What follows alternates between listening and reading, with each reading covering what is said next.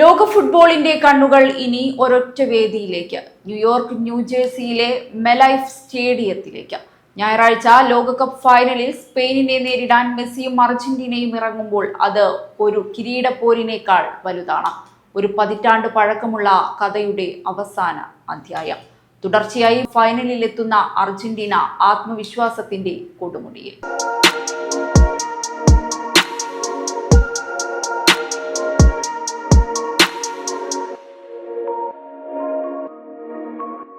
ലോക ഫുട്ബോളിന്റെ കണ്ണുകൾ ഇനി ഒരൊറ്റ വേദിയിലേക്കാണ്. ഞായറാഴ്ച ലോകകപ്പ് ഫൈനലിൽ സ്പെയിനിനെ നേരിടാൻ മെസ്സിയും അർജന്റീനയും ഇറങ്ങുമ്പോൾ അത് വെറുമൊരു കിരീടപ്പോരല്ല, ഒരു പതിറ്റാണ്ട് പഴക്കമുള്ള കണ്ണീരിന്റെ കഥയ്ക്ക് പുതിയ അവസാനം കുറിക്കാനുള്ള വേദി കൂടിയാണ്. തുടർച്ചയായി ഫൈനലിലെത്തിയ അർജന്റീന മികച്ച ഫോമിലാണ്. പിന്നിലായ മത്സരങ്ങളിൽ പോലും അവസാന നിമിഷം വരെ പൊരുതി തിരിച്ചു വരാനുള്ള മനോവീര്യം ഈ ലോകകപ്പിൽ അവർ പലതവണ തെളിയിച്ചു. അതുകൊണ്ട് തന്നെ വിശ്വകിരീടം നിലനിർത്തുമെന്ന ആത്മവിശ്വാസത്തിലാണ് ലോകമെമ്പാടുമുള്ള അർജന്റീന ആരാധകർ. എന്നാൽ ഫൈനൽ നടക്കുന്ന ന്യൂയോർക്ക് ന്യൂജേഴ്സിയിലെ മെലൈഫ് സ്റ്റേഡിയം അർജന്റീന ആരാധകർക്ക് സന്തോഷത്തെക്കാൾ കൂടുതൽ വേദനയുടെ ഓർമ്മകളാണ് സമ്മാനിച്ചിട്ടുള്ളത്. ഇനി 10 വർഷം പിന്നിലേക്കൊന്ന് സഞ്ചരിക്കാം. 2016 ജൂൺ 26 കോപ്പ അമേരിക്ക സെന്റിനാരിയോ ഫൈനൽ. എതിരാളികൾ ചിലി. അന്ന് ലോകം കണ്ടത് മെസ്സിയുടെ കരിയറിലെ ഏറ്റവും വേദനാജനകമായ രാത്രിയായിരുന്നു. നിശ്ചിത സമയത്തും അധിക സമയത്തും ഗോൾ പിറന്നില്ല. മത്സരം പെനാൽറ്റി ഷൂട്ടൌട്ടിലേക്ക് നീണ്ടു. അർജന്റീനയ്ക്കായി ആദ്യ കിക്കെടുത്തത് ലയണൽ മെസ്സി.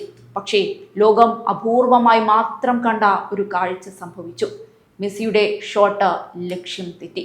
ആ പിഴവ് അർജന്റീനയെ പിന്തുടർന്നു. ഷൂട്ടൌട്ടിൽ 4-2 വിജയിച്ച ചിലി തുടർച്ചയായ 2ാം കോപ്പ അമേരിക്ക കിരീടം സ്വന്തമാക്കി. അർജന്റീനയ്ക്ക് അത് മറ്റൊരു തകർച്ചയായിരുന്നു. 2014 ലോകകപ്പ് ഫൈനലിൽ ജർമ്മനിയോട് തോറ്റു. 2015 കോപ്പ അമേരിക്ക ഫൈനലിൽ ചിലിയോട് തോറ്റു. പിന്നെ 2014 അതേ ചിലിക്കെതിരെ വീണ്ടും ഫൈനൽ നഷ്ടമായി. 2 വർഷത്തിനിടെ 3ാം ഫൈനൽ തോൽവി. മത്സരശേഷം സ്റ്റേഡിയത്തിലിരുന്ന് ഒരു കൊച്ചുകുട്ടിയെ പോലെ പൊട്ടിക്കരയുന്ന മെസ്സിയുടെ ചിത്രം ലോക ഫുട്ബോളിന്റെ ചരിത്രത്തിൽ ഇന്നും മായാതെ നിൽക്കുന്നു. മെസ്സി കരഞ്ഞപ്പോൾ ലോകമെമ്പാടുമുള്ള ആരാധകരും കണ്ണീർ പൊഴിച്ചു. പക്ഷേ ആ കണ്ണീരിനേക്കാൾ വലിയ ആഘാതം പിന്നീട് വന്നു. രാജ്യത്തിനായി എനിക്ക് കഴിയുന്നതെല്ലാം ഞാൻ ചെയ്തു, ഇനി ഒന്നും ചെയ്യാനില്ല, ഞാൻ വിരമിക്കുന്നു.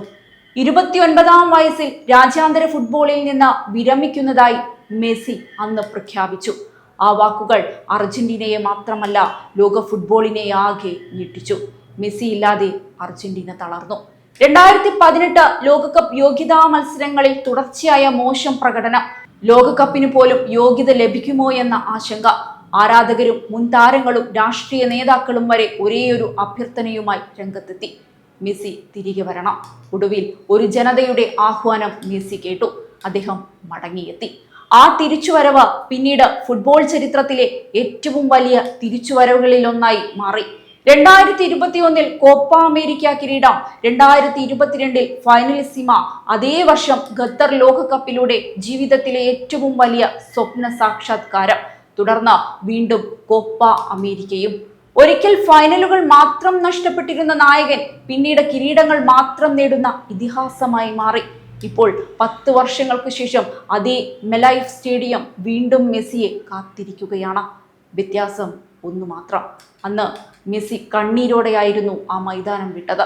ഇന്ന് അദ്ദേഹം ലോക ചാമ്പ്യനായാണ് അതേ സ്റ്റേഡിയത്തിലേക്ക് തിരിച്ചെത്തുന്നത്. അന്ന് സമ്മർദ്ദത്തിന്റെ ഭാരമുണ്ടായിരുന്നു, ഇന്ന് അനുഭവത്തിന്റെ കരുത്തുണ്ട്. അന്ന് സംശയങ്ങൾ ഉണ്ടായിരുന്നു, ഇന്ന് ആത്മവിശ്വാസമുണ്ട്. അതുകൊണ്ടാണ് അർജന്റീന ആരാധകർ ഒരേ സ്വരത്തിൽ പറയുന്നത്: ഇത് 2016 അർജന്റീനയല്ല, ഇത് പഴയ മെസ്സിയുമല്ല. മെലൈഫ് സ്റ്റേഡിയം ഒരിക്കൽ മെസ്സിയുടെ കണ്ണീർ കണ്ടിരുന്നു. ഇത്തവണ അതേ സ്റ്റേഡിയം ലോകകപ്പ് കിരീടം ആകാശത്തേക്ക് ഉയർത്തുന്ന മെസ്സിയുടെ പുഞ്ചിരിക്ക് സാക്ഷിയാകുമോ? ആ ചോദ്യത്തിനുള്ള ഉത്തരം അറിയാൻ ഇനി മണിക്കൂറുകളുടെ കാത്തിരിപ്പ് മാത്രം.